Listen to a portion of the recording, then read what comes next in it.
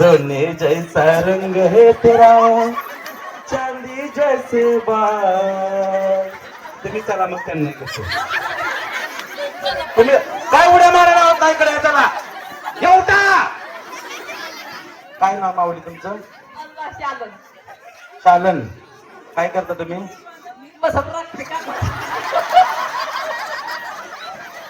किती मस्तर आहेत?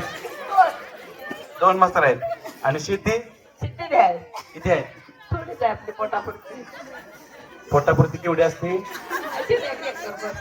एकरभर आहे. तुमचं माहेर?